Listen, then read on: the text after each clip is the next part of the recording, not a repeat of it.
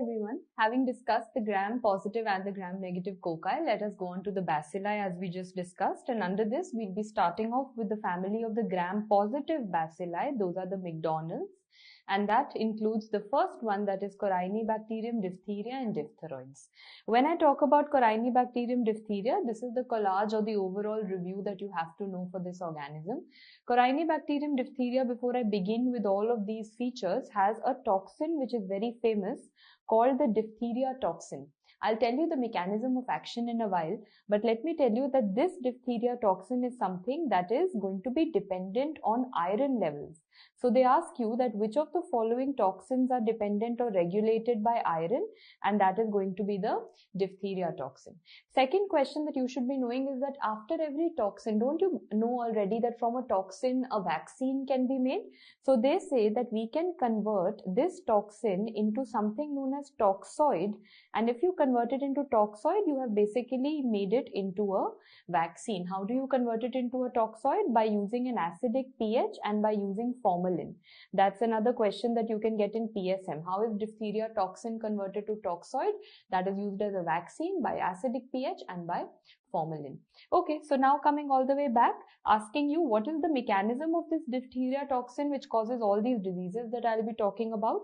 So there is a common list that I'm going to tell you about all the toxins that are going to decrease the protein synthesis. What are the points that I've highlighted? DPS, decreasing the protein synthesis, are toxins which are DPSS, means number one, the diphtheria toxin, and T for exotoxin of Pseudomonas. Now I know in the exam when you go D for diphtheria toxin you will find out, but P will give you a confusion. Proteus tha, Pseudomonas tha.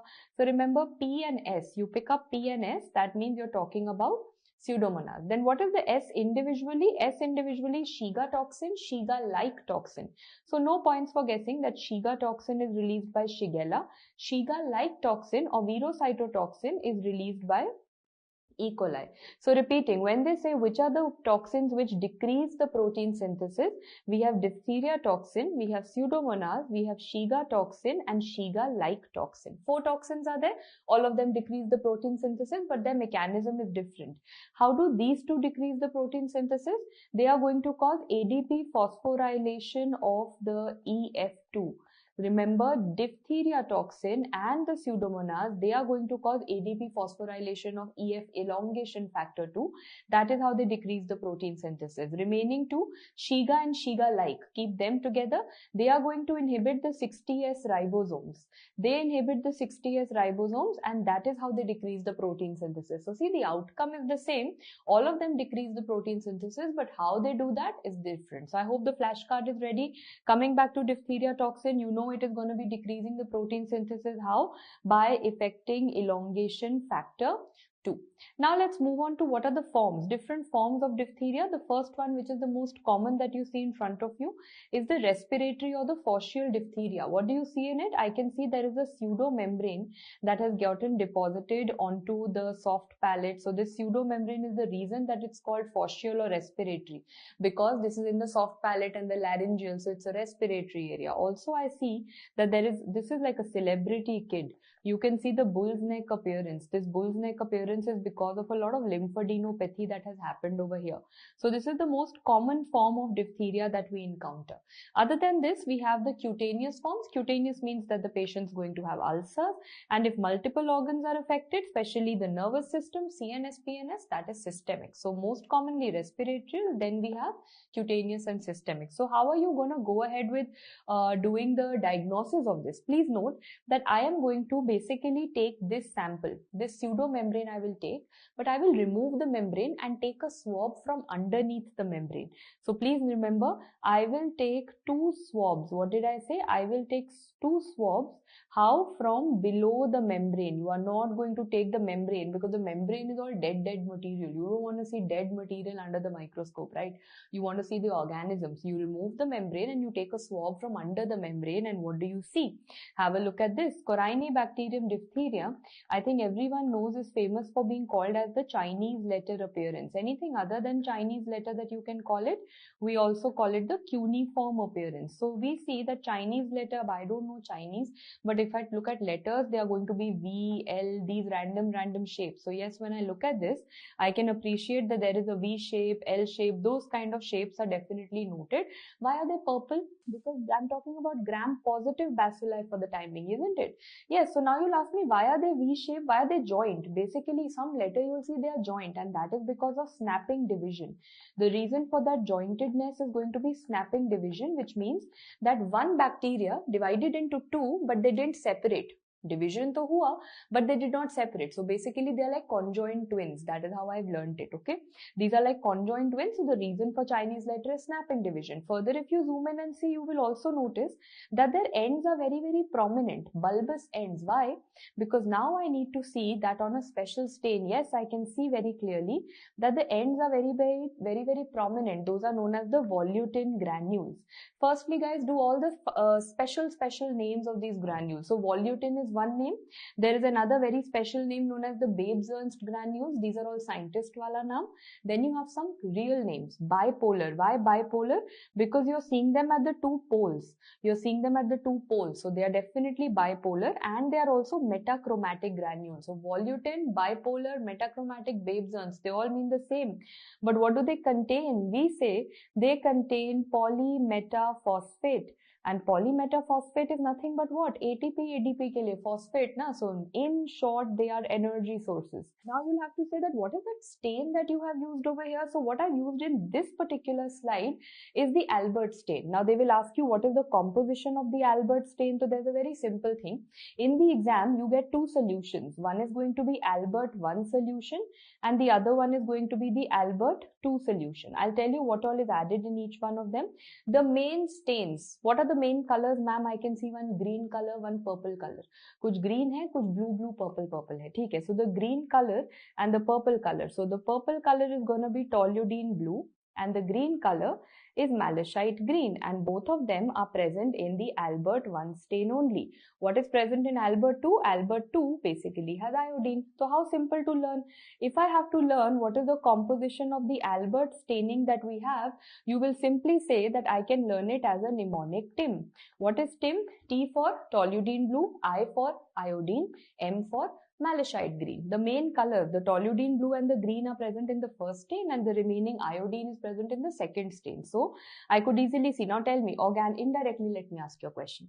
Organism ka kya color hai? Ma'am, it is something green, malachite green, and the volutin granules are what color? Blue, purple, toluidine blue, hai na? Now, is there any other stain other than this for volutin granules? Yes, there is something called, we learn it by the famous mnemonic plan. Guys, this is a very famous question, and you have to learn this with me. Quickly revise. P for what? Ponder stain. L for Loeffler's methylene blue. A for Albert, Tim you have studied, and N for the Neisser stain. Now this is a question that has come multiple times in the exam. You don't have to falter on this. What is your plan for the volutin granules? Ponders, Loeffler's methylene blue, Albert and Neisser's. Nowadays the best question is, the question is which is the best stain? Loeffler's is now said to be the best stain out of these. So although it's very cluttered, but I've tried to make one common flashcard for you guys, starting from gram staining, how the snapping division occurs and its Chinese letter or cuneiform. Going on to the volutin granules, it is made up of what? It is made up of energy sources. So basically it is made up of polymetaphosphate. What is your plan for staining? Plan, ye wala kaun sa hai? This is Albert. What is the mnemonic for Albert? It is Tim. And which is the best one? It is Loeffler's methylene blue. This was all about the slide wala features. What about the culture characteristics for Corynebacterium diphtheria? First, everyone tell me, what is the other name for Corynebacterium diphtheria? It is known as the Kleb-Loeffler's bacillus. It is known as the Kleb-Loeffler's bacillus. So I realize everything about diphtheria is Loeffler. Matlab, if I ask you what is the enriched media, guys, enriched has how many alphabets? 1, 2, 3, 4, 5, 6, 7, 8.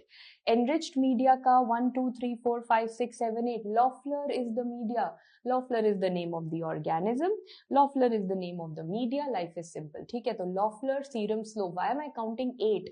Enriched has 8 alphabets, Loeffler has 8 alphabets, so the time to grow on this media is also going to be somewhere around 8 hours, 6 to 8 hours, simple. So this has 8 alphabets, this also has 8 alphabets, and the time to grow is 8 hours. But if I ask you what is the selective हमेशा best media होता है. Selective is going to be potassium tellurite agar, which is also referred to as the Tinsdale medium. And they always say that whenever the word tellurium will come, tellurium will always give a black color. So here I have a black color in front of me, and the time to grow on this is 48 hours. So now tell me something.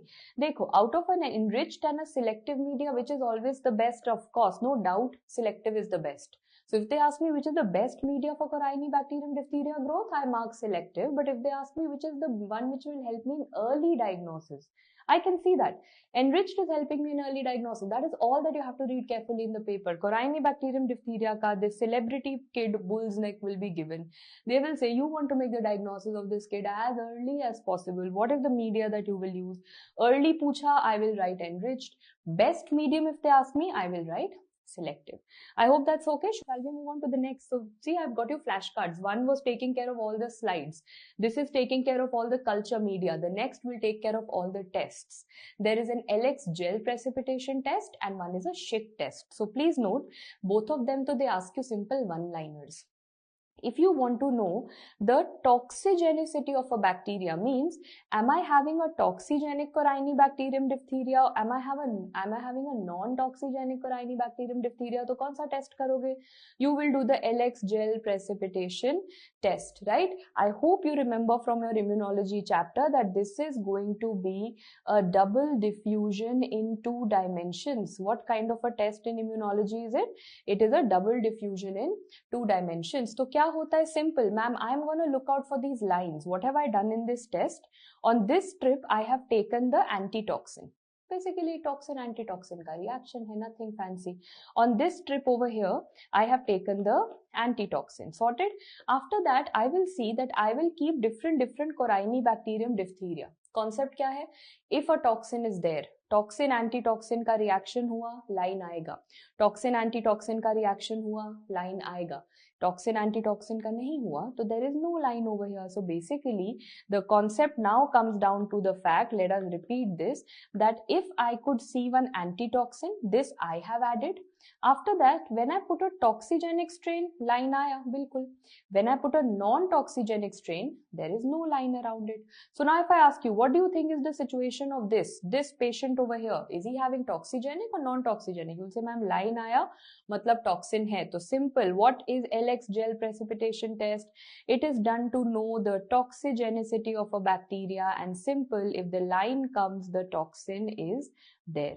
What is the Schick test? S for S. Schick test is done to know the susceptibility of an individual. I'll tell you, it's what? It's an intradermal test. Skin test hai. So susceptibility matlab that if you see a redness, if you end up seeing a redness, matlab if you get to see a positive reaction, this means the person has a risk of having diphtheria. There is susceptibility. And if you see a negative reaction, this means the person is immune. So you just go in the exam and write spin.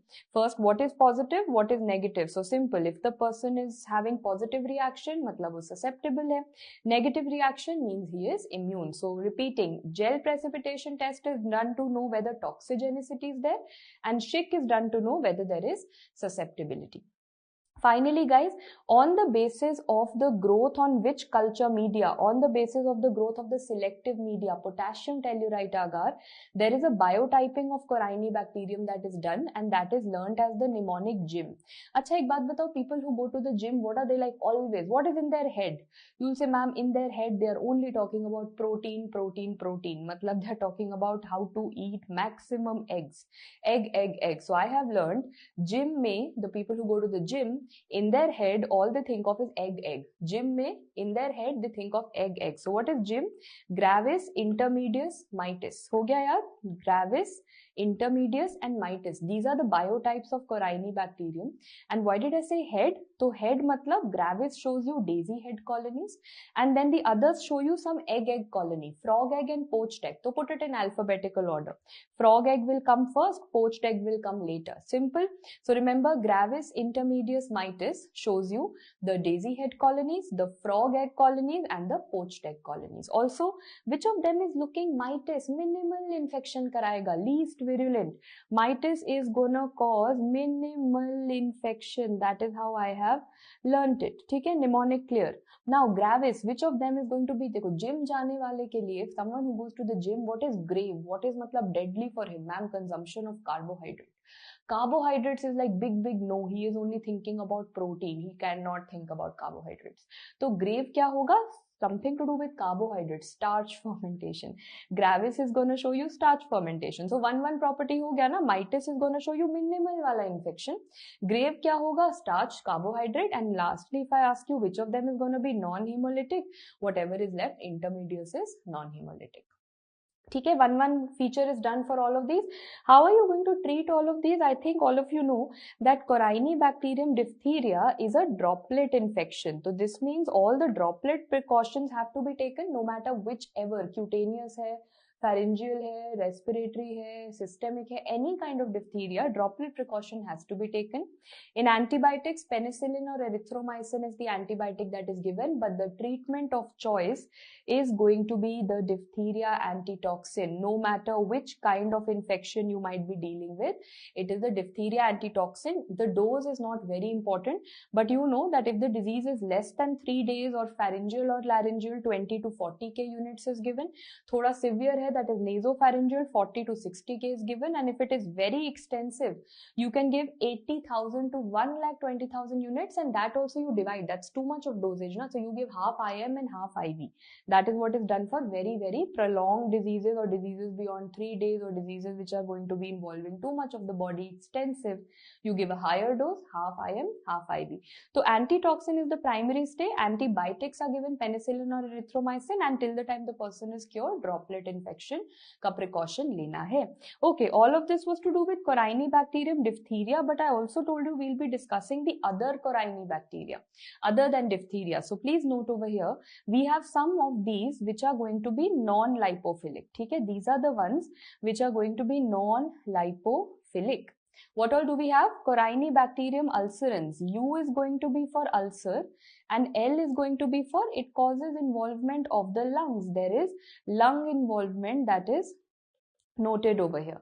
Coming to Corynebacterium pseudotuberculosis, P is going to be for the other name that it has, that is Praesnocard bacillus, and S is going to be that it doesn't cause infection in us. S matlab it causes infection in sheep.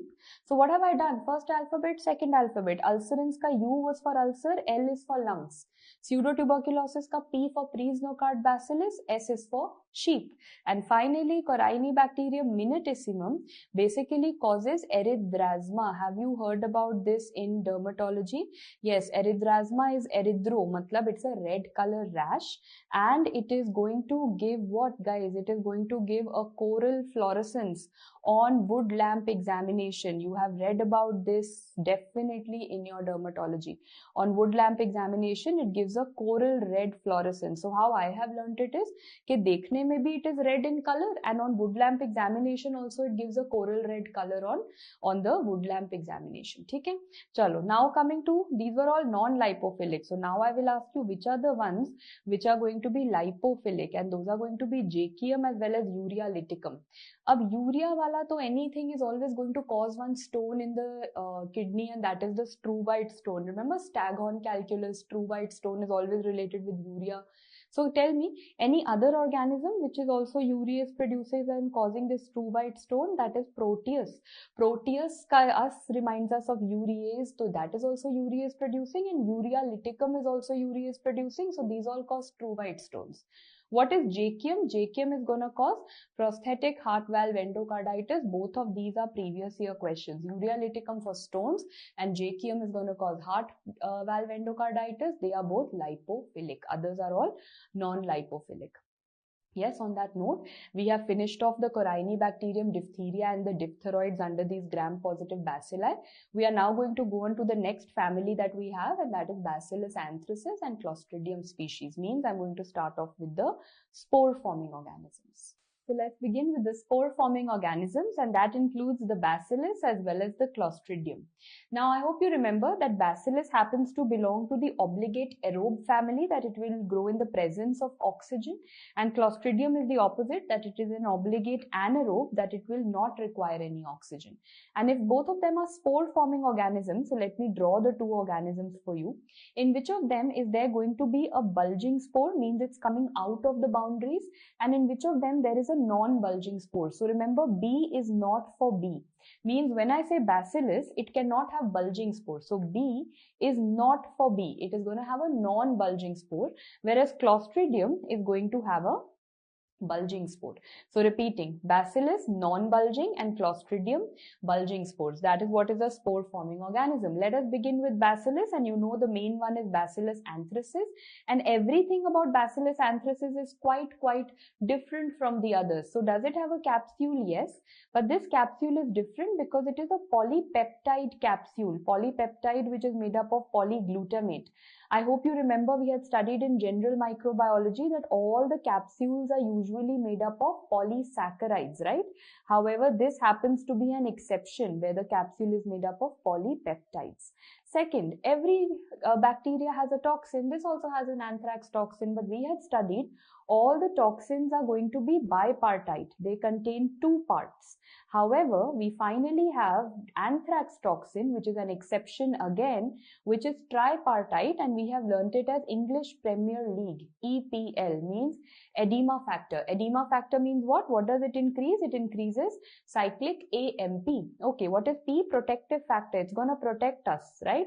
It's going to protect us by attaching to us. And finally, L for lethal. Lethal means death. It is going to cause death. So repeating, edema factor, protective factor, lethal factor. So if someone asks you what is the mechanism of action of the anthrax toxin, you will say, I have found the cyclase enzyme, adenylate cyclase, that is cyclic AMP is elevated. I will be giving you a list of all the cyclic AMP, GMP in a while.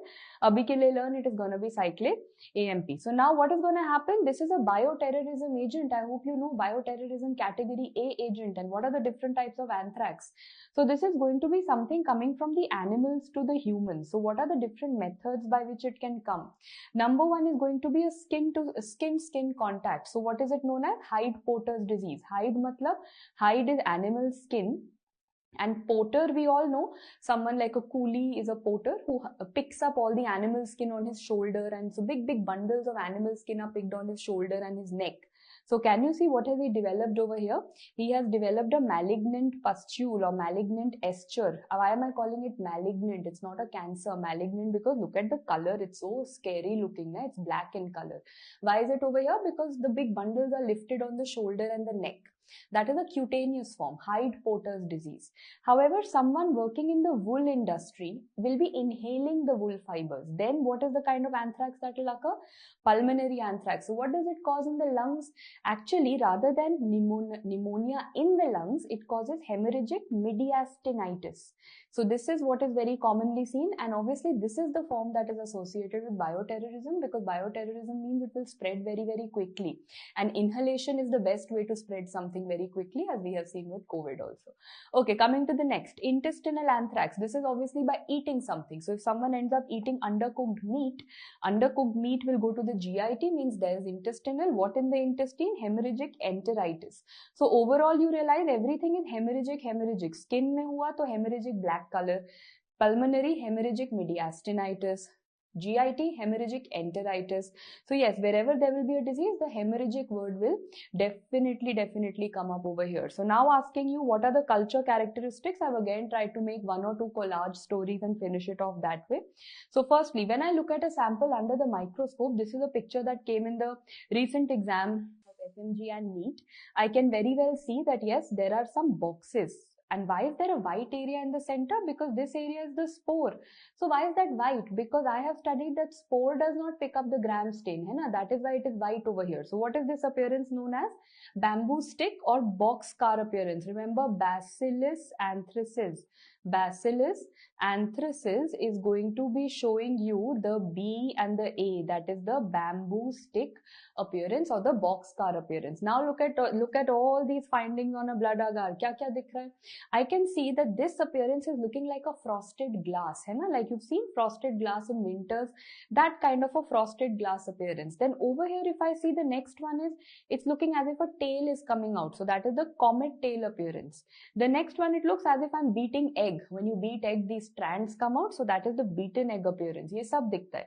You see frosted glass, comet tail and beaten egg appearance. But if you ever go very close to them with a lens, you will see that they are all aisa wavy. They are all going to show you the Medusa head appearance. So remember, bamboo stick, frosted glass, comet tail, beaten egg and Medusa head is the same. They are all going to be seen in Bacillus anthracis. What do you see when I change? You'll say, ma'am, ye bhi blood agar lag raha hai, but I have added something over here. I have added penicillin. So remember, if I add PE penicillin, now the anthrax will start looking like PE pearls. It will now start looking like string of pearls. So remember, if there is a PE penicillin agar, there is PE pearls appearance that you see. Finally, what is this test tube shown over here? This is a gelatin stab appearance. Guys, this is a gelatin stab, and what kind of an appearance do you see? We see the inverted fir tree appearance. So quickly tell me, whenever they will talk about a gelatin wala technique, either they will show you an inverted fir tree appearance, or they will show you a tree appearance, or they will show you a turnip appearance. Quickly tell me. Inverted fir tree. If they say inverted fir tree, I've already got the organism in front of me, that is Bacillus anthrax. If they make it a Seedha tree, if they say no, this is looking like a simple fir tree, you will say tree for T, that is tetani. That is seen in Clostridium tetani. So remember, Seedha tree is seen in tree tetani. Okay. And finally, if they say it's looking like a turnip, okay, turnip is like a vegetable. So vegetable I will want to combine with rice. And a rice and vegetable ka combination, which is the organism that shows you rice water stools, Vibrio cholera. These are the three gelatin appearances that you can see. Quickly repeating, if we see inverted fir tree, the tree has become ulta, gir gaya tree, that is Bacillus anthrax, because anthrax is very deadly. So tree gir gaya, okay. Now when we see simple tree, so tree for tetany, Clostridium tetany. And when I see the turnip, or instead of calling it turnip, because turnip will sound a little weird, na, they will call it napiform. Napiform or turnip liquefaction, that is seen turnip with rice water, so that is going to be Vibrio cholera. These are the different gelatin appearances. Coming back to Bacillus anthracis, what are the things that are left? Do you know what is the selective media that you have? There is a selective media called PLET. So PLET media is the selective media that we have. And other than that, A for A. If you want to know the antibody, ELISA to har jagah karte hain, but what is very important over here, for anthrax we do the A for A, Ascoli's ring precipitin test. No one does it, but MCQ aata hai. Ascoli's ring precipitin test is for anthrax. How are you going to treat it? If it is an uncomplicated cutaneous disorder, that is, the Hyde-Porter's disease or that eschar is formed, you're going to give antibiotics. That could be ciprofloxacin or doxycycline for 7 to 10 days. We are also adding sometimes, other than skin, there is systemic involvement. You can add an antitoxin because the toxin is creating a problem. So you add an antitoxin, or you can also add a kind of monoclonal antibody. How will I learn it? So remember, we have ulta padna. Bacillus anthrax. So Bacillus anthracis. So Raxibacumab, monoclonal antibody Bacillus anthracis के लिए use होता है. On the other hand, if there is CNS involvement, I hope you all know there is a 60-day antibiotic regime that is followed. What is 60-day antibiotic? We have the same ciprofloxacin that we have, but we've added meropenem and clindamycin, and that is going to be given for 60 days. Also, post-exposure prophylaxis, coming in contact with some animals, especially vets, professionals, they can come in contact with some animals. What are you going to do?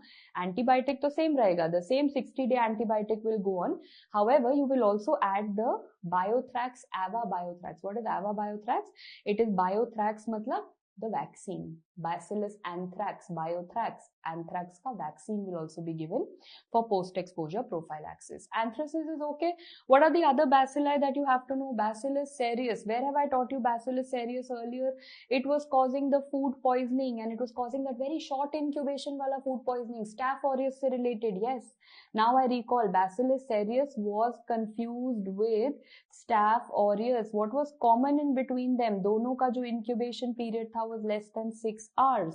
So yes, if there is vomiting that has been mentioned, incubation period is less than 6 hours, and I told you C for C. I told you that is because of the Chinese fried rice that is being consumed. It is because of the Chinese fried rice. क्यों होता है? What is increased? It is going to be an increase in the cyclic GMP that you notice. I'll give you a beautiful mnemonic over here. Okay, it's going to be an increase in cyclic GMP. And what kind of a food poisoning is it? Patient will constantly be vomiting. So that is what you had confused with Staph aureus, because Staph aureus may be the same incubation period is there and you have the same vomiting happening, but what was different is Staph aureus was not because of Chinese fried rice. Staph aureus kyun tha guys? Because of milk and poultry. Okay, so this much information is clear. But Bacillus cereus causes one more type of food poisoning, that is the diarrhea wala. Ab socho, when food goes into your stomach, food poisoning hua, is it shorter time to come out through the vomiting? So through the vomiting, so it came out jaldi. But when it has to come out through the stools, it's going to have a longer incubation period. Zyada travel karna hai na, so it's got a longer incubation period of 8 to 16 hours, and that is the milk and meat that I'm talking about. So milk and meat comes over there, and the mechanism is going to be increase in cyclic AMP. How do I learn where is AMP and where is GMP? So see, when you're talking about vomiting kahan se karte ho? Ma'am, vomiting gale se karte hain. Right, so gala will remind me that okay, gale se vomiting kara, so that is going to be cyclic GMP. And diarrhea kahan se hota hai? Anal canal se hota hai. So diarrhea is going to be from anal canal. So what is the cyclic AMP? So anal canal wala diarrhea wala cyclic AMP, gale wala cyclic GMP, and you know it's a shorter time to come out in the vomiting and a longer time is going to take in coming out through the diarrhea. This is okay. Please note, how is Bacillus cereus different from that anthrax? Anthrax had a capsule. This is not going to have any capsule, and anthrax was not moving around. This has no motility. Bacillus cereus is motile. You will have to remember Bacillus cereus as one of a very serious politicians whom we had. I will not name the politician, but I will give you a hint and maybe you can Google and find out. So we have a very serious politician, a very serious politician, and she conducts a lot of rallies and she's constantly moving. So I've given you a hint. She is constantly moving, so she is definitely motile. So remember, serious for Bacillus cereus, motile because it's a motile organism.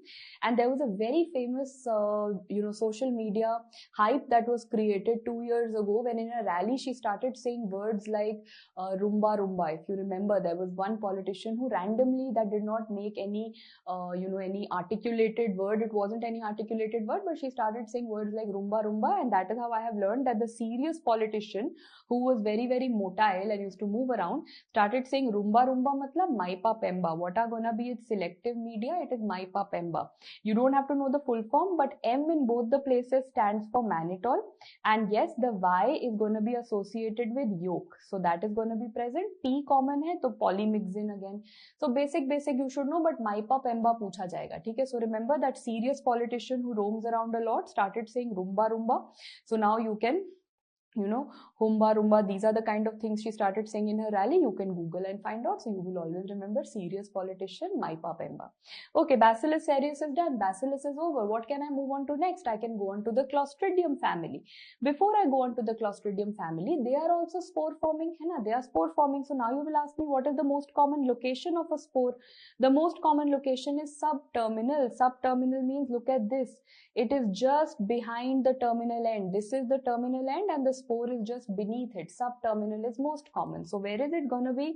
Terminal. Remember, TE for terminal, TE is going to be for tetani, TE for tertium. So TE, you can see na TE, terminal spores over here.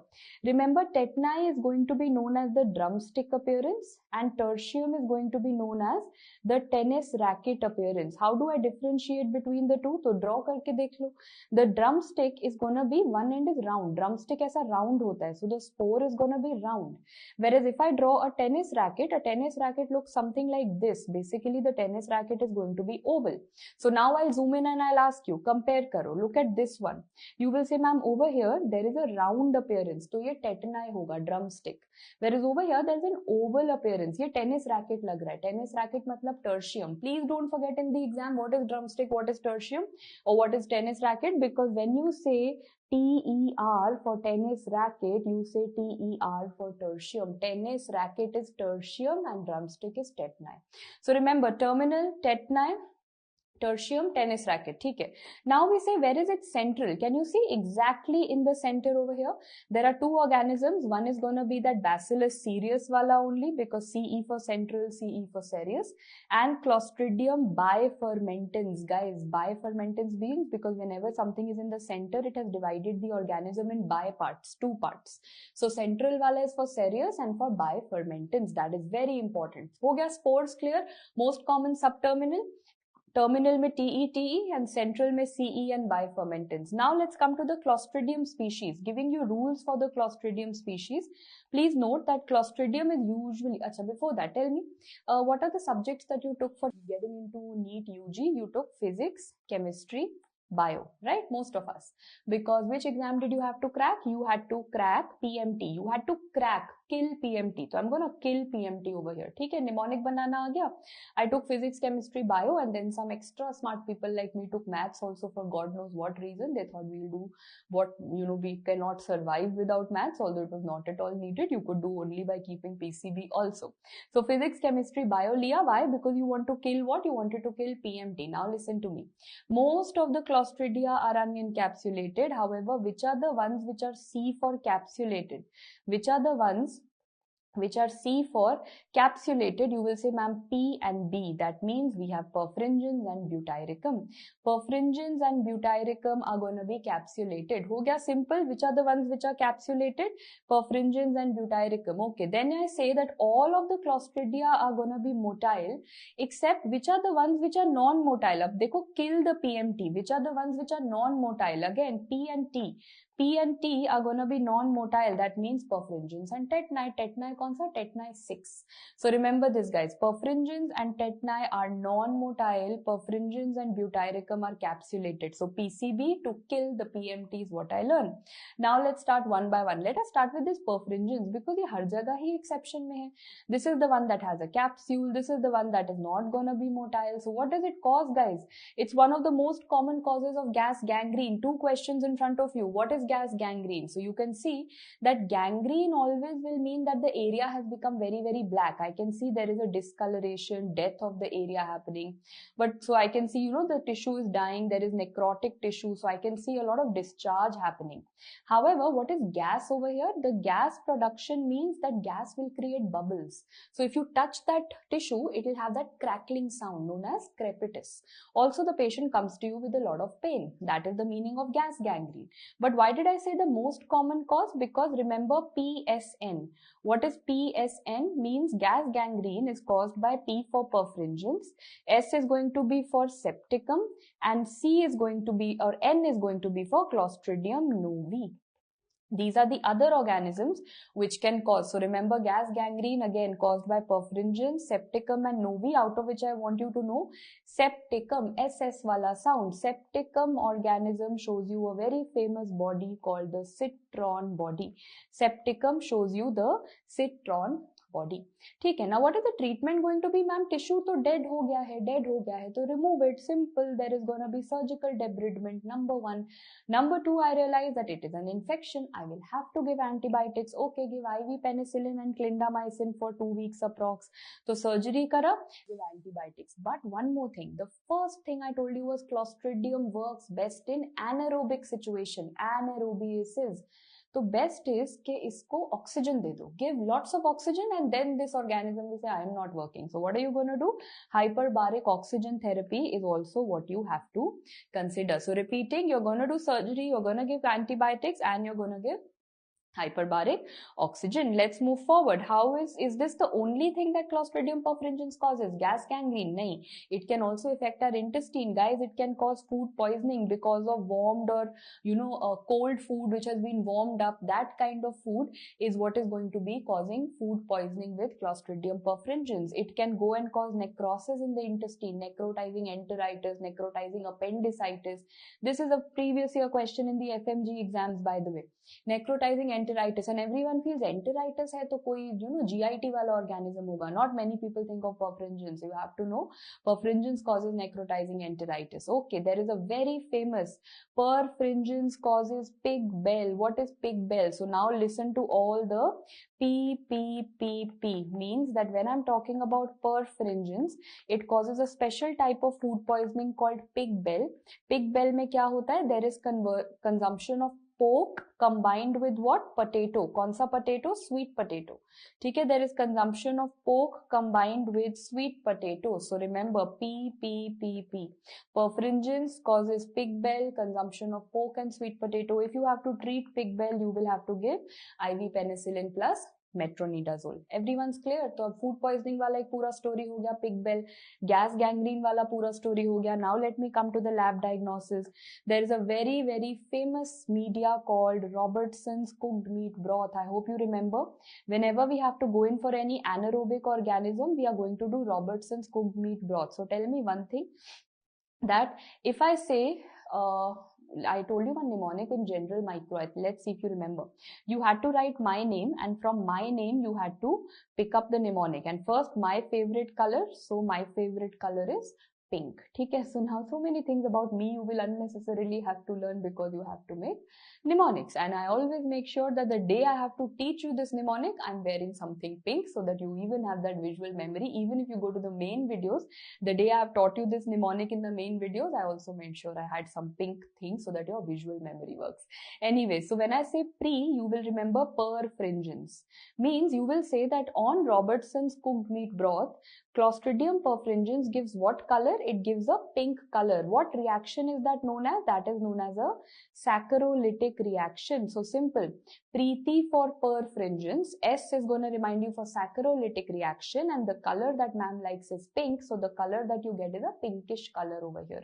So remember, that is what you get with Clostridium perfringens. Beyond that, we had a very famous mnemonic that is known as senior NTR. Clostridium perfringens causes, or is going to show senior NTR. What is senior NTR? Directly let us look at the pictures. Collage hai hamare paas.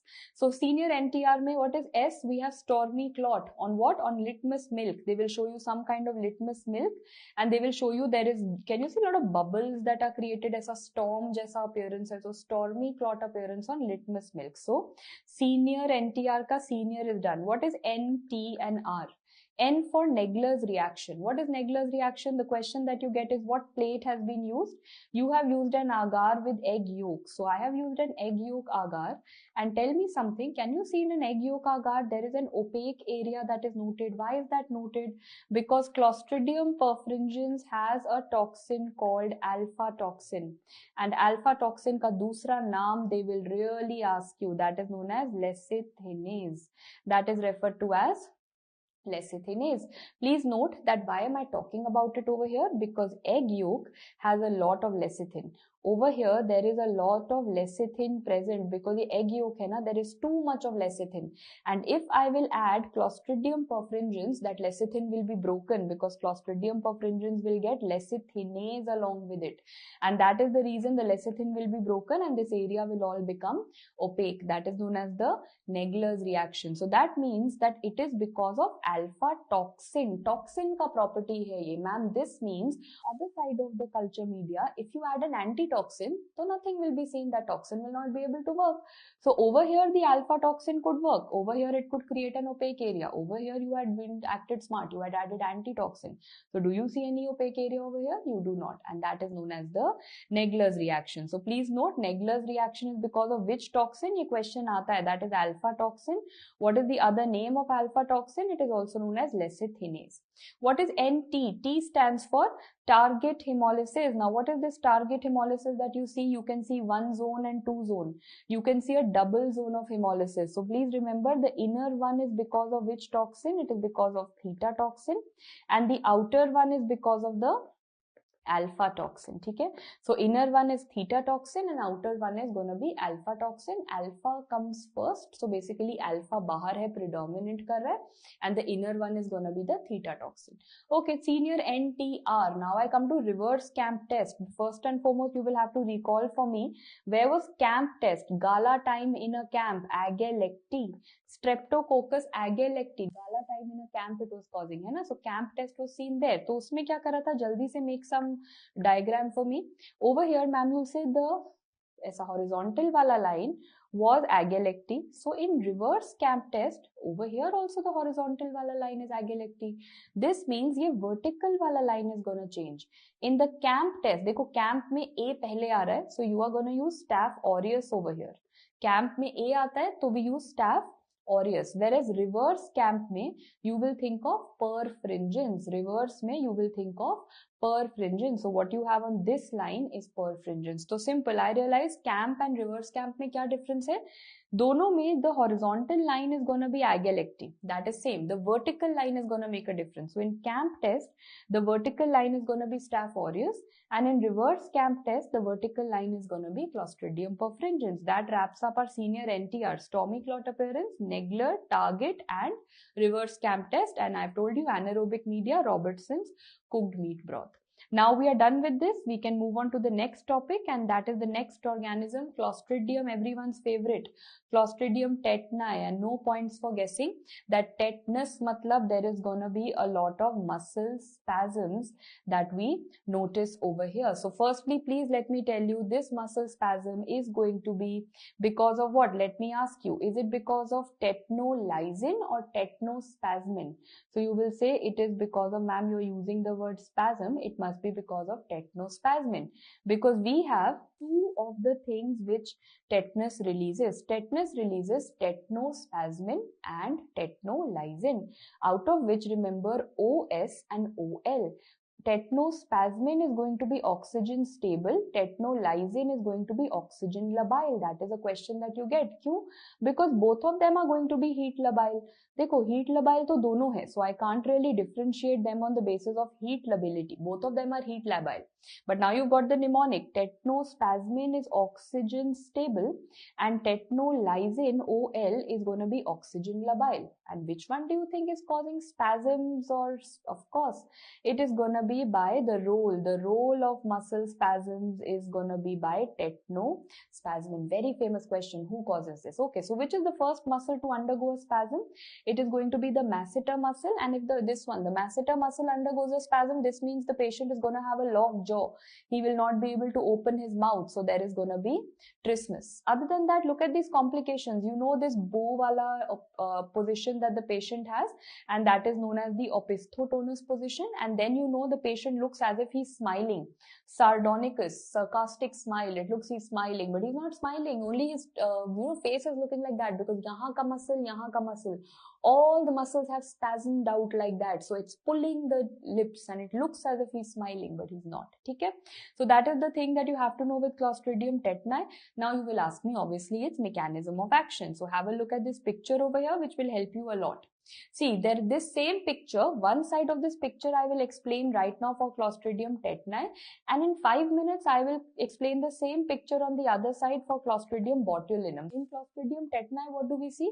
That whenever, see, tetanus कैसे होता है? कोई injury से होता है ना? Of course, it is a wound related infection. So it is because of some injury this happened, and then the organism has traveled to which neurons? It has traveled to the inhibitory neurons. Question number 1. Clostridium tetani is a problem in inhibitory neurons. You know what these neurons have? Inhibitory neurons के vesicle में क्या है? Ma'am, the inhibitory neurons in their vesicle have something called GABA and glycine. And if you want, inhibitory matlab, will they allow the muscle to relax? They are, see, two things. If I have to ask you, excitatory neuron क्या करेगा? You will say, ma'am, it will excite. It will make the muscle contract. How? Because it releases acetylcholine. What does inhibitory neuron release? Inhibitory neuron will make the muscle relax. So it is going to release GABA and glycine. तो simple, यहाँ से होगा contraction and यहाँ से होगा relaxation. That is how I explained this single diagram for 2-3 diseases. So now I'm saying that if you want to release GABA glycine or if you want to release acetylcholine, it is important that if I zoom in, ये cycle में अगर zoom in करें, you will see that it is important that these molecules are going to, ये जितने भी snip, snap, syn वाले molecules है ना, they have to fuse. So what are these known as? These are all known as the snare proteins.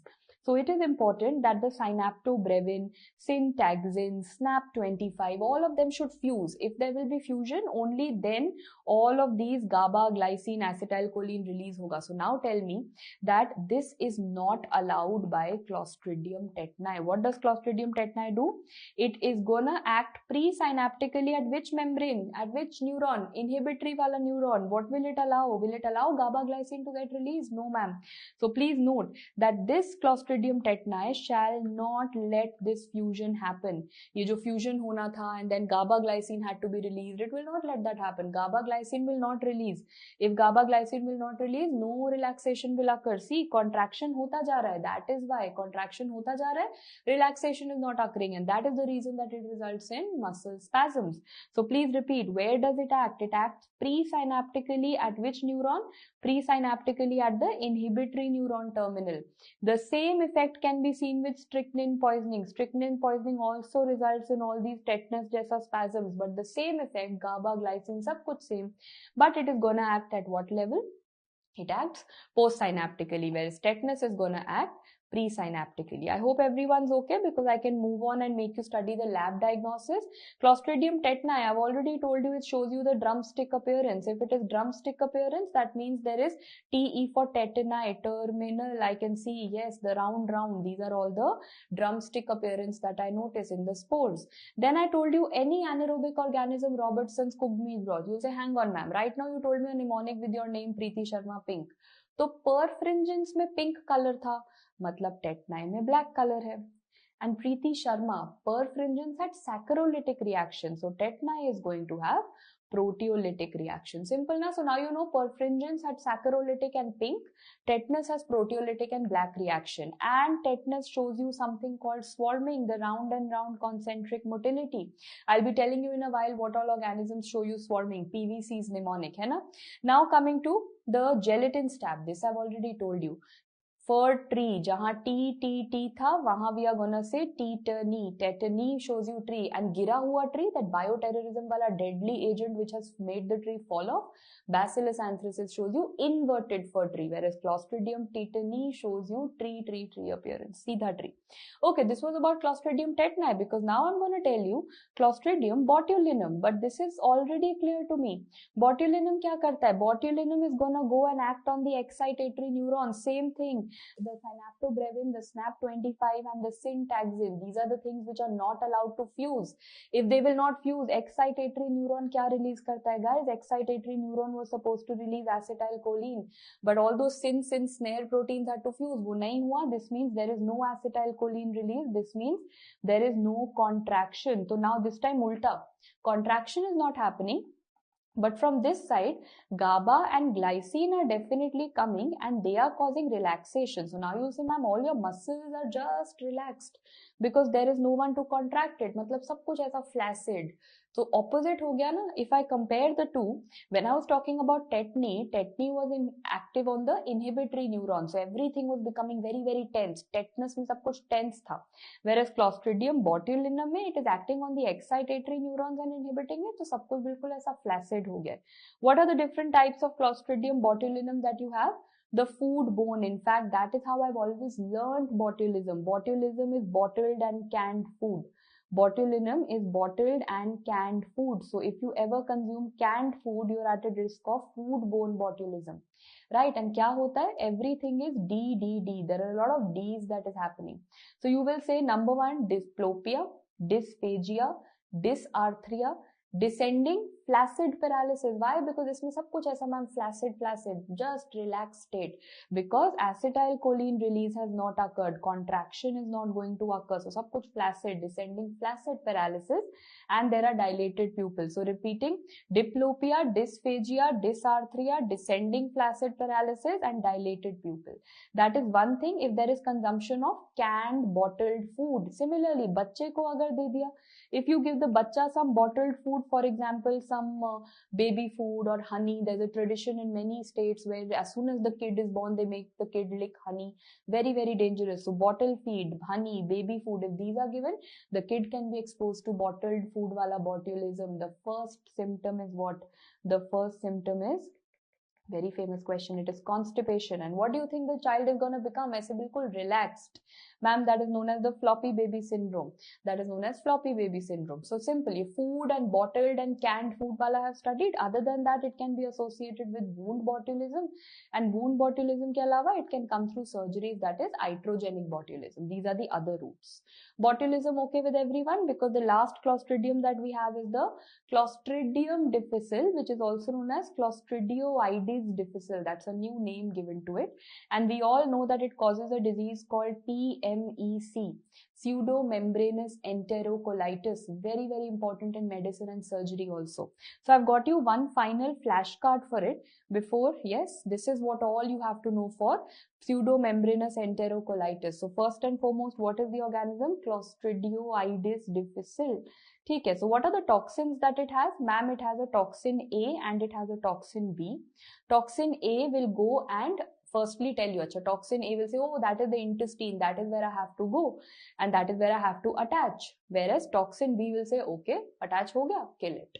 Simple. Toxin A is the guiding light. It is the guiding light. It is taking the bacteria towards the intestine and saying, okay, please attach over here. Toxin B is cytotoxin. It's going to kill the cells. Once it kills the cells, you can very well see that all these cells are getting killed. ये देख रहे हो, एक volcano-like eruption हुआ है. What you are seeing over here is one of the most beautiful pictures known as a volcano eruption, because volcano eruption is nothing but the dead necrotic cells that are present. Who has killed them? These toxins have killed them. And imagine once volcano, देखो volcano eruption you've seen in movies and all, na? Once the volcano erupts, all the lava will come and settle eventually over here. So can you see this dirty membrane formed over here?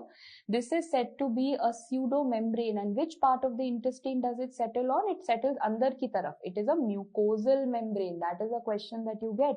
It is a mucosal membrane. So now you have learned that there are two toxins which come. They destroy everything. There is a volcano-like eruption that happens. When the lava settles down, it makes a dirty yellow membrane called pseudomembrane on the mucosa. But हुआ क्यों? हुआ because of Clostridium difficile. Again asking you, हुआ क्यों? Because whenever the patient is on long-term usage of antibiotics, which you'll see a lot in our country, because you will say the patient has to take cephalosporins for 1 week and he will continue taking it for 2 months and consider it like a vitamin tablet, or for whatever clinical reasons you have to give the patient antibiotics for a prolonged time. So after that long-term usage, the person's gut flora changes, and that is when Clostridium difficile infection can occur. Patient will come to you with watery diarrhea. So how are you going to do the diagnosis? Either you can do toxin, ma'am, main तो toxin है culprit, तो toxin के लिए ELISA कर लो, toxin के लिए PCR कर लो, find the toxin, or you can do some culture media. So when I say Clostridium difficile, I can see that this has a lot of C wala sounds, Clostridium difficile. So that is going to be CCFA, CCYA are the culture media that I use. So I hope you will not get confused with, many students get confused with Mypa Pemba. That is why I told you Mypa Pemba was that serious politician, suddenly saying rumba na.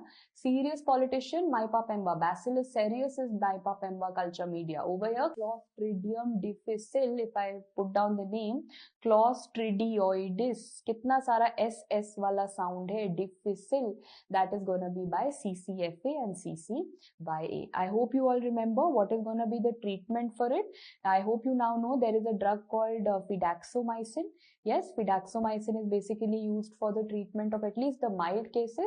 And of course, we otherwise have vancomycin, which is given for the severe cases also. And yeah, that is what wraps up all of your spore forming organisms. What is the next list that we are going to go on to in that gram positive? Remember, we were doing a McDonald's mnemonic, and under that we have finished off the spore forming as well.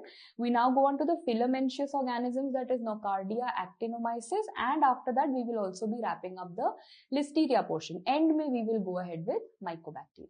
So let's start with the filamentous organisms, and that includes Nocardia and Actinomyces. So together we are going to do a table about them, but I hope you remember I had told you a mnemonic for Nocardia, and that mnemonic was to do with nature. Nocardia should remind you of nature. What has Mother Nature given us? She's given us oxygen. She's also given us carbon dioxide. There is also soil that is present, but because of our activities, there are some bad elements also in Mother Nature, and that is acid rain. If you know all these points, you know everything about Nocardia. Because if someone asks you what is the natural habitat, it is going to be there in the soil. If someone asks you that is it an aerobic organism, yes, it requires oxygen. Can you use carbon and grow it? Yes, you can. Is it acid fast? Yes, it is. So coming back, when I talk about Nocardia, as I said, oxygen, it is a strict aerobe, and at the same time, it also requires carbon. So if you can give carbon to it by some technique, it will start growing. And you know how do you culture it? You culture it by the paraffin bait technique. What is bait? Bait is what like food you give to the fish so that you can catch them. So similarly, paraffin is going to be a source of carbon, and that is how you are going to grow Nocardia. So paraffin is used as a source or a bait, and that is how you catch the Nocardia, you make it grow. So oxygen story done, carbon story done. Acid rain will remind you that it is 1% acid fast, that is also done. And soil shall remind you that this is an exogenous organism present in the soil. If you know all these features, it's the complete opposite for Actinomyces, which I'll tell you in a while. But before that, where exactly does Nocardia go? The most common presentation is pulmonary, but usually lymphadenopathy is not there. And if not the lungs, where is it going to go? It's going to go to the brain. The most common extrapulmonary site is going to be the brain. Now let's go and look at a picture that we have for Nocardia. As I told you, Nocardia is a gram-positive filamentous organism. When I say filamentous, I can see that tangled bundle filaments, and gram-positive, I can see the purple color also. Also, this is a gram stain. The same thing if I want to see under a microscope for Zn stain, because I told you it is 1% acid fast. So if I'm talking about the Zn stain, I can very well see over here that it's become red, because Zn stain gives a red color. So everything about Nocardia seems sorted. Now I can go on to Actinomyces. Okay, if Nocardia needed oxygen, Actinomyces does not. It is an anaerobe. If Nocardia was acid fast, Actinomyces will not be. It is non-acid fast. Nocardia was needing soil, but Actinomyces का mnemonic है everything in the mouth.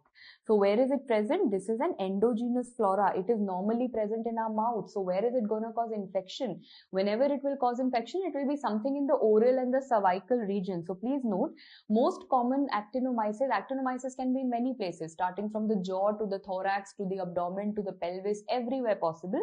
But because it's most commonly in the mouth, the most common location is the jaw, and that is known as oral actinomycosis. Means there is involvement of the oral cavity, cervical lymphadenopathy is there. So lymphadenopathy इसमें होता है. Nocardia had no lymphadenopathy. So one thing I've learned, everything to do with the mouth is going to come out over here. Okay. What is the culture technique? Culture technique is also related to mouth, because it tends to show you the molar tooth colonies on a solid culture media. So have a look at this. What can I say? Actinomyces, the mnemonic is mouth. So firstly, the involvement is going to happen in the mouth, and these are such pretty molar teeth that you can see, molar tooth-like colonies that you see with Actinomyces, and that is how I have learnt it. But do you remember, guys, what was the picture of Actinomyces that you saw in pathology? I'm integrating it that way also. Again, it is a gram-positive filamentous organism. So what you're going to see is this sun ray appearance. Remember, we used to talk about it, the sun ray appearance, and I can see that beautiful, those purple sun ray appearance happening over here. But at the same time, I can also see a pink layer around it. Yes. Can you all appreciate there is a pink layer around it? So first and foremost, gram-positive filaments I saw, but this pink layer is the Splender-Hopley phenomenon. And what is Splender-Hopley phenomenon? It is nothing but the reaction of the antigen and the antibody. It is an antigen-antibody complex that is getting deposited over here. Where else in microbiology have you studied? Other than Actinomyces, you have studied it in a fungus that is Sporothrix schenki, isn't it? Yes, sorted. So that is about actinomyces. Coming all the way back, the mnemonic is it is the opposite of nocardia and it's everything to do with the mouth. Now let's finally come to the treatment. So what is the treatment for both of these that you have to know? So we will firstly do sulfonamides are going to be for nocardia, and for actinomyces you have penicillin. What did I say? Sulfonamides are for nocardia. Snap se yaad karte hain. Sulfonamides are for nocardia, and for actinomyces you have penicillin. How easy is that? So your gram-positive filamentous organisms are done with just one thing. There is something called Actinomyces israeli. Remember, Actinomyces israeli, II. This is the one that is seen in females who are using intrauterine contraceptive device. This is the one that is seen in or causes pelvic inflammatory disease. So remember, pelvic inflammatory disease and IUCD users may hoga. But what is different is I told you Actinomyces was non-acid fast. Remember, nocardia was acid fast, but actinomyces was not acid fast. And please remember, Actinomyces israeli can sometimes be acid fast, and that is why I wanted you to know about it. The gram-positive filamentous organisms are done. What we move on to next is going to be the Listeria. If you all remember from your main videos, I told you Listeria monocytogenes has a famous mnemonic. What is that? Listeria is Tully, drunk. Listeria is a drunk organism. This is the organism and the mnemonic that you have to know. It is Tully, and if you have a drunk person and you are going to make, how are you going to test whether he is drunk or not? You will tell him that say A, B, C, D, E, F, G. I will get to know whether you can say it or are you going to fumble. So you will find out, catch him. So what is this Tully meaning? Tully means that firstly, this shows you tumbling motility. Why? Because it is a flagellated organism. So tumbling kya hota hai? Tumbling means end to end, something like falling like a drunk man. That is why I called it Tully, because it's to do with tumbling like a drunk man, and it is tumbling at 25 degrees, but it is not gonna tumble at 37 degree, and that is because this flagella that you are seeing, F for flagella, this flagella that you are seeing is gonna be forming at 25, not at 37. So how we had learned it in our videos was, main course was that drunk. You can afford to be drunk in your young youth, 25 years of age, but as you grow old, your body and your liver is really gonna give up, right? So at the age of 25, this Listeria is drunk, but at the age of 37, he's not drunk. That is how we learned it. So Tully and flagella is done. If I have to do an animal testing, what is it going to be? So now we move on to the next one. So A is going to stand for the Antin test. What is Antin test? Antin test is going to be that in an animal, you will see if you inject. So in an animal, if I give an injection of Listeria monocytogenes, I will see the presence of keratoconjunctivitis. Keratoconjunctivitis in the animal will be noted. So that animal wala test is the Antin test. Okay. B stands for what? It shows you beta hemolysis. It is showing you beta hemolysis. Let's start with the C and D. How do you get it? What does it cause? So please remember, C stands for you are going to get it via contact, number one, or contaminated food. And you know which food is very commonly seen to cause it? Cheese, soft cheese, dairy products. So remember, this can occur by contact, by C for contact, C for contaminated food, C for cheese ka history is important. And what else with C? So before I come to that, whenever you have any of this contact or contaminated food or cheese, D for what? Patient is going to have D for diarrhea. So this is a diarrhea producing organism. So how are you going to do the diagnosis? You will say, ma'am, for the diagnosis, E for sabse pehle to let me do ELISA. Okay, I will do ELISA, but I can see a couple of other tests also mentioned. C for which enzyme? Catalase positive. C for CAMP positive, and C for cold enrichment. So catalase positive to theek hai. CAMP positive. Was there any other organism that was CAMP positive? Streptococcus agalacti. So gala time in the camp, and now in the camp, drinking also. So drinking and Tully and gala time in the camp. That is how you're going to learn it. So repeating once again, when you're talking about the CAMP test, you're going to have Streptococcus agalacti, because I said gala time in the camp, and gala time in the camp matlab drinking away, Tully. That is going to be Listeria monocytogenes. CAMP test. Whereas guys, quick revision, where did you see the reverse CAMP test? And that was seen in Clostridium perfringens. Now your CAMP story is done. Okay, moving forward. So what is CAMP test? You have done catalase positive ho gaya. C for cold enrichment. Cold enrichment means it will grow at a normal temperature, but at 4 degrees Celsius, the growth is going to be more. If cold enriched at 4 degree, it is further going to grow. That is what you see with listeria. So D ho gaya. What is going to be with E? With E, I have told you that you are going to do the diagnosis with the help of E for ELISA. And now let's come to the F and the G. So और क्या क्या कराएगा? So please note, diarrhea तो we have done, but this can also occur in females during pregnancy. And pregnancy में होगा मतलब this can result in neonate infection. And there is G से something known as granulomatous infantisepticum. You just need to know this big name because that is to do with listeria. Granulomatous infantisepticum. Finally guys, if you ask me the treatment, तो A और G को combine कर देना because you will get ampicillin and gentamicin as the treatment for listeria. That wraps up. It's a beautiful mnemonic, all said and done. If someone asks you what is the toxin, of course, Listeriolysin O. Once again, Tully for tumbling motility, young age 25, not in old age 37. A for animal Anton test. B for beta hemolysis. C for what all contacts? Contact, contaminated food, cheese. Okay, what will it cause? D for diarrhea. If it occurs in females during pregnancy, yes, it can. In neonates, it can cause what? Granulomatous infantisepticum. Okay, what are the tests that you will do? It is catalase positive, CAMP positive, and will show you cold enrichment. E for you can do ELISA. Treatment के लिए you will do ampicillin and gentamicin, and that is the overall listeria monocytogenes that you have to know. The last organism that we have in this entire McDonald's mnemonic is going to be the Mycobacteria. So let's start off and finish off gram-positive organisms. What do I have in Mycobacterium TB? We all know that if someone asks you that it is Zn stain positive, means it is an acid-fast bacillus. The reason for the acid fastness is going to be a lipid called mycolic acid. Whereas if they ask you the reason for the virulence, that reason is going to be the cod factor. If they ask you what inhibits the phagolysosome formation in the body, once it enters into our body, what inhibits the phagolysosome formation? That is going to be lipoarabinomannan. Anything about lipoarabinomannan that you guys know? Is there any test that is done? Yes. LAM testing can be done in the urine. When would it be useful? It is very useful in patients who have HIV and TB. So HIV with TB mein, there is a test called LAM assay in the urine, lipoarabinomannan. Now I've told you what is the function of LAM. It inhibits phagolysosome formation. Okay, cod factor for the virulence, mycolic acid is for the acid fastness. So let's assume that the most common, or what should we assume? We already know the most common organ affected is the lungs. And the second most common, or other than the lungs, what is affected? You can say extrapulmonary. Kya hota hai? Extrapulmonary is lymph node. So let me start off with the lungs. Let me do all the different foci that are available, not only lungs but everywhere in the body. So please note, I've got a lung ka photo over here. If only lesion occurs in the lung, just lung, we are going to call it a Ghon focus. Ghon focus means focus, one lung, that is Ghon focus. If the lung and the lymph node is affected, if the lung and the lymph node is affected, now it's a complex. So now it will be known as the Ghon complex. So simple, sirf focus hai lung mein, to focus.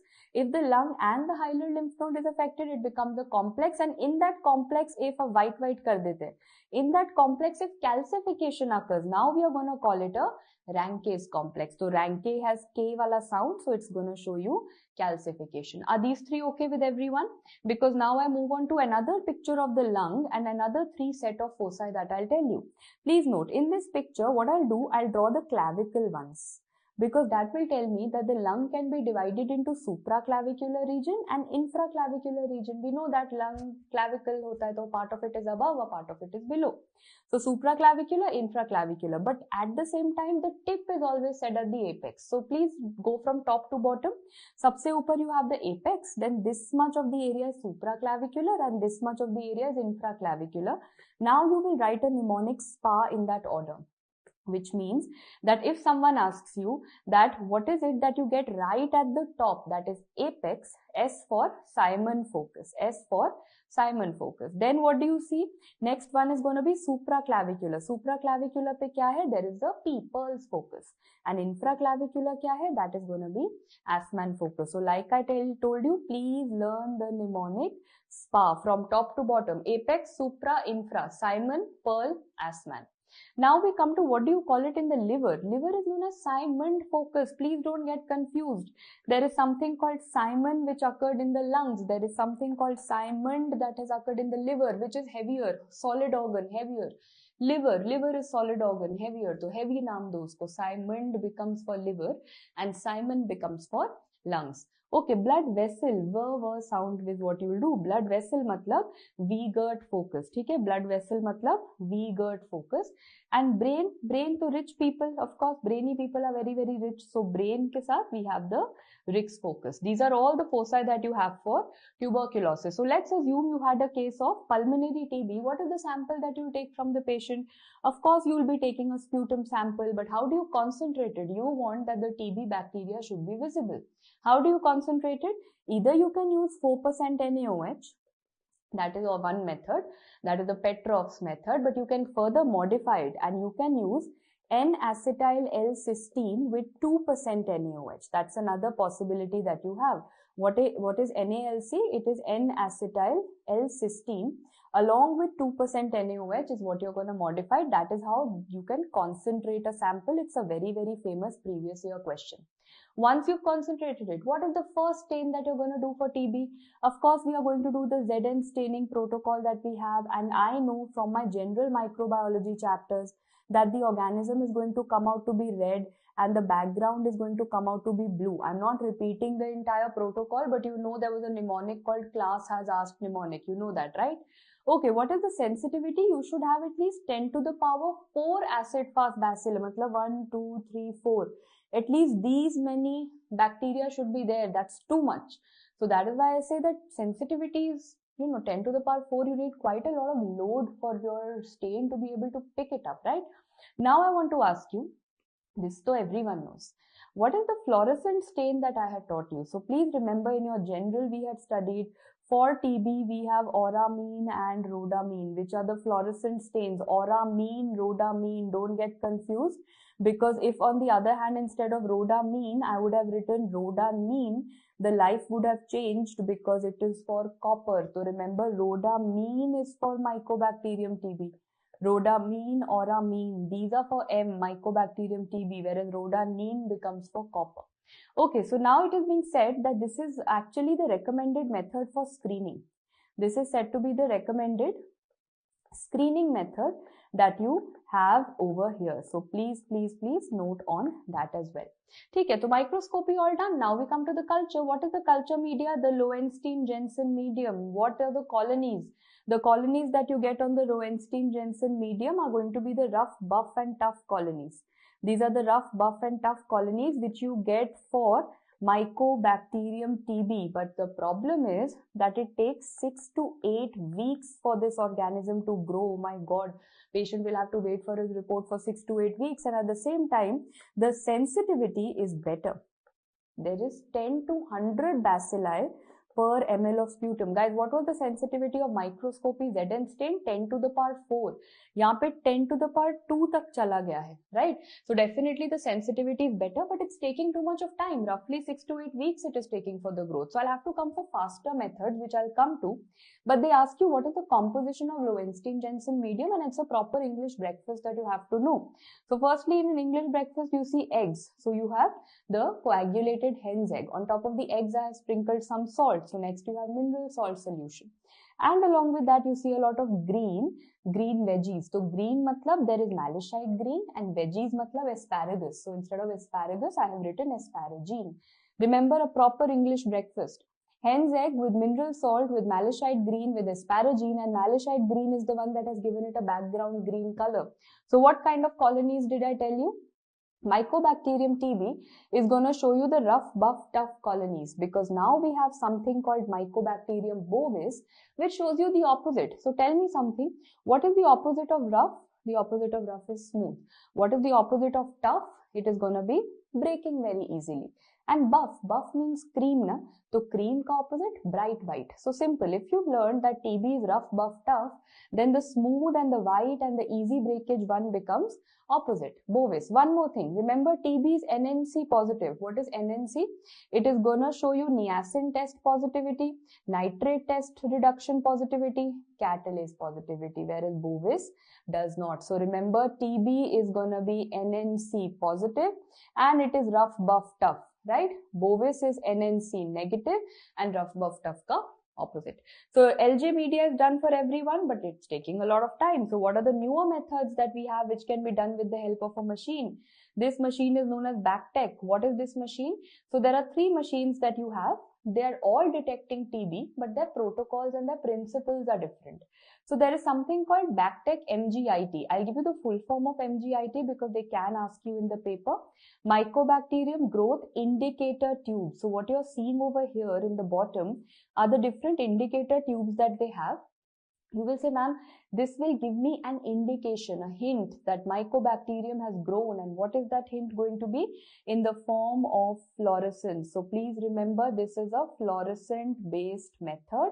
And you will say that, okay, what is the culture media used? Isme LJ media use hota hai? No. There is a liquid culture media called Middlebrook 7H9 broth. Okay, so it's actually filled with a liquid. This is actually filled with a liquid like this. And in this, you are going to grow mycobacteria. When the mycobacterium will be grown, kya indication aayega? Fluorescent indication, shining indication aayega. I will get to know mycobacteria has grown. That is the indication that I get with BACTEC MGIT. What is with BACT alert? How am I going to get the alert? It is going to be by color change. Alert by color change. It is colorimetry based. Finally, we come to Versa Trek. Trekking pe jaane ke liye you have to apply a lot of pressure and stamina. So Versa Trek is going to be a pressure change detection method. So simple. BACTEC MGIT, that is fluorescent. BACTEC alert is going to be color based, and Versa Trek mein pressure lagega, that is pressure based. These are the newer methods. What about molecular studies? Yes. Can you do RFLP? This is the next set of three things. How am I going to do the typing, or in simpler words, how am I going to do the molecular studies? Can I do RFLP, restriction fragment length polymorphism? Yes, but you will have to. This is the question that they've asked you in the previous year. TB ka kaun sa wala strain use hota hai? So it is the IS6110 strain that is used. Very important, simple ratta question. IS6110 strain for RFLP. But nowadays, the question that you'll get will be on Gene Expert, and that is the picture of a Gene Expert that they have put up. So kya hota hai? Can you all see one bar-coded cartridge which is going inside? So this is a kind of a CBNAT. What is CBNAT? I think we all know. CBNAT stands for a cartridge-based, and NAT, of course, you know, nucleic acid amplification testing. PCR ka hi chota version hai na? Nucleic acid amplification testing. Please note that this is going to have a turnaround time of 2 hours. Turnaround time means you gave the sample and you got the report. Kitni der mein? 2 hours mein. You gave the sample and within 2 hours you will get the report. So it's a very quick test. Remember those LJ media and all were taking 6 to 8 weeks. This is getting me the result in 2 hours. What are the other advantages? What is the sensitivity? Or if someone asks you what is the detection limit of Gene Expert that you have, and that is 131 organisms present per ml of the sample. 131 organisms present per ml of the sample. This has one more advantage. Let me write down all the advantages. The advantage is that not only can it help in diagnosis, plus it can also help in knowing the resistance. Like for example, if you want to find out, let me write something, RPOB gene. Kaun sa resistance am I trying to find out? Rifampicin. If you want to find out the rifampicin resistance, you can definitely do Gene Expert. So Gene Expert is needed not only for diagnosis but also for knowing the resistance. And lastly, we have something called line probe assay. So these are all the molecular methods that you have, but these are for TB. There are two tests which you do for latent TB. And what is the two tests that we have? Two tests that we do for latent TB are definitely going to be the Montoux test, and second one is going to be IGRA. So let me start with Montoux, which I think everyone knows is the tuberculin test, where 0.1 ml of purified protein derivative is given intradermally. 0.1 ml of purified protein derivative is given intradermally, and you are going to read after 48 to 72 hours. After 48 to 72 hours, what are you going to check out? You will only read the hardening, the thickening, the induration Only reading duration. Don't start reading the redness and the local site inflammation. No, only look at the thickened area. When you get a positive, what is positive? So you will say that, ma'am, if I get above 10 mm ka induration, it is positive Montus. If I get less than 5 mm ka induration, it is negative Montus. And anything between 5 to 9 mm is going to be equivocal. I will have to do a repeat, or I will then have to get a chest x-ray and further studies, right? Less than 5 negative, more than 10 positive, in between it is question mark. So what are the positive tests? Let's say it's come more than 10 mm, positive test indicates some infection. Could be a present infection, could be a past infection, some infection. Okay, can you get a false positive? Yes, what if someone had been infected not with TB but some other mycobacteria, some atypical TB? बिल्कुल तब हो सकता है if someone is affected with some atypical non-TB wala mycobacteria. Also BCG vaccination. Yes, BCG vaccinated people can also give false positive Montus. When do you get false negative? Now please note, Montus is what? It is a type 4 hypersensitivity reaction, means cell mediated immunity, which means that if someone can't have cell mediated immunity, that person will not, even after having TB, he has been infected with TB but he doesn't have any cell mediated immunity, he will never show this Montus positive. So can I say, in a case of HIV or any kind of immunodeficiency, because the person does not have any cell mediated immunity, he will not show you any response to Montus, right? So these are the points about Montus that they're definitely going to ask you, but this was just one of the tests that you have for latent TB. The second one is personally the examiner's favorite, and that is known as IGRA. If you read it, interferon gamma release assay. Interferon gamma release assay, because I know that interferon gamma is the one that is needed for G, granuloma formation. Granuloma matlab TB. TB में I know interferon gamma release होता है, ma'am. This much I know from my general immunology lectures. Yes. So what will I do? I will take the T lymphocytes of a patient whom I feel has TB. Suspected TB case है, उसका क्या लिया? T lymphocyte मतलब simple blood sample, कुछ भी बड़ा test नहीं है. Simple blood sample liya, you take the T lymphocytes, because I know T lymphocytes are the ones that release interferon gamma. So I take T lymphocytes and I expose them to in my lab, I expose them to the TB wala antigens. What are the TB wala antigens that you have? You have 6, 7 and 10. ESAT6, TB 7.7 and CFP 10. 6, 7 and 10. Repeating, ESAT6, TB 7.7 and CFP 10. What will, for example, this person has TB. What will the T lymphocytes release? The T lymphocytes will release interferon gamma. How will you measure it with? It is going to be measured by ELISA.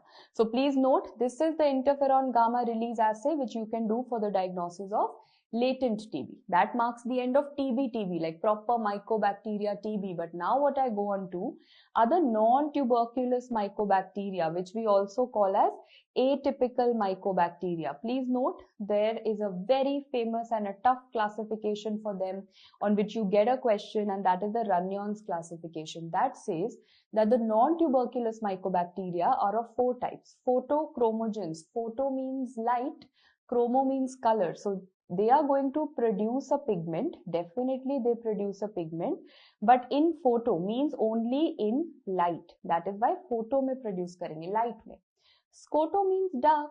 So they will also produce a pigment in dark and light. Both situations they are going to produce a pigment. Non-photochromogens just means there is no pigment production, no pigment at all. And rapid growers means the ones which are going to grow within 1 week. The ones which grow within 1 week or 7 days are rapid growers, right? So one by one, let's do their examples. This is the Runyon's classification. So starting with photochromogens. Did I say pigment production is going to occur in the light?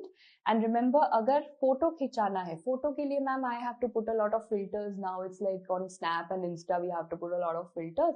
So can you see there is this girl named Simran and how she has just transformed her face by putting some mask or some filters? Yes. So there is a girl named Simran who has put a lot of mask. That is MASK.